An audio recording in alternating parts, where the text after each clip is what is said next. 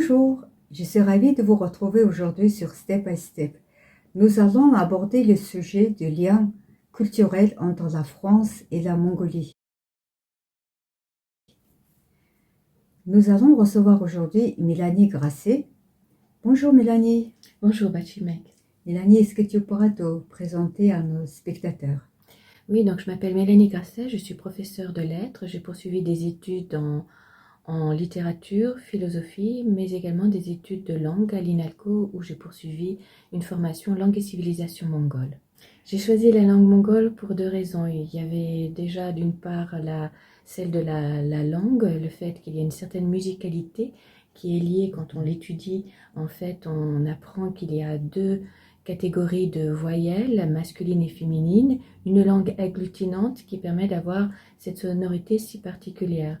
Et d'autre part, parce que j'étais nourrie également par les lectures de Gilles Deleuze qui a travaillé sur la nomadologie et par lequel j'ai commencé à avoir une sorte de boîte à outils pour analyser les civilisations nomades. Quel auteur tu recommanderais à nos spectateurs? Alors je pense qu'on peut très largement citer Natsak Dorj, qui est le père fondateur de la littérature mongole moderne, ainsi que d'autres auteurs comme Bienpin Ritchen, Yavrulan, Oyun pour le théâtre et bien d'autres. Mininutak, par exemple, qui reconsidère, si vous voulez, c'est comme une sorte de poème géographique qui reconsidère toutes les régions de la Mongolie, ses frontières, les fleuves, les montagnes. Ce n'est pas simplement une ode à la nature, c'est également la possibilité de redessiner les frontières. Est-ce que tu pourras nous réciter un petit extrait pour nos spectateurs? Oui, donc j'ai choisi le début de poème de Bienpin Ritchen qui s'intitule Mongol Ril et qui est donc un poème en hommage à la langue mongole. Donc, Chilfni Chimek Bodson Ayarku Saihan Mongol Ril, Chin Zori Govrun Destin Meni Ovi Eltene Sonson Bur Yalru Bayarkin Gairan Bayarsach. Sodir Bilekt Tumeniongen Bishren Maktmubi.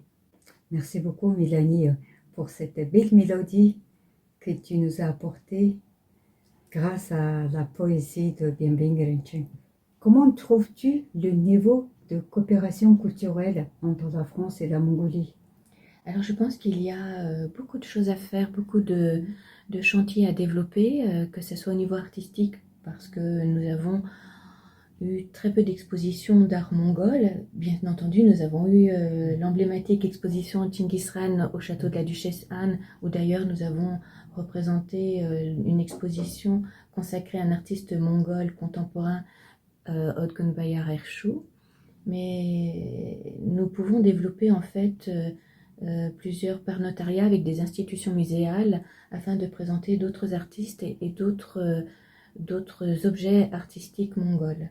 Et il y a la possibilité également de développer tout le champ littéraire, développer notamment un partenariat éditorial, puisqu'il n'y a pas forcément de collection dans une maison d'édition dédiée à la littérature mongole qui est océanique. Et il pourrait d'ailleurs très bien être allié avec une maison d'édition ou des maisons d'édition mongoles pour présenter la littérature mongole. Nous pourrions évoquer également la publication de l'histoire secrète des Mongols. En fait, nous avons une édition qui date de 1994 et nous n'avons pas retravaillé sur la traduction de cette œuvre fondamentale dans le patrimoine de la littérature mongole. Alors qu'aux États-Unis, il y a eu déjà plusieurs traductions qui ont été proposées.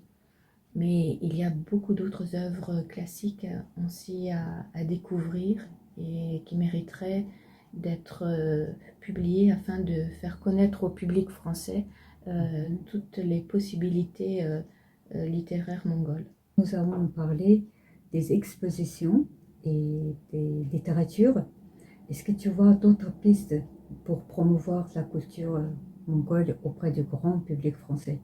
Oui, je pense notamment à, si on fait le lien entre la littérature et le spectacle vivant, par le biais de la traduction des pièces de théâtre, qui permettrait de monter ensuite sur scène ces œuvres et afin de promouvoir le spectacle vivant mongol. Ça peut être également par le biais de l'opéra. Il y a de splendides opéras écrits à partir des œuvres littéraires comme on l'en retrouve en France, mais aussi en Italie ou en Russie.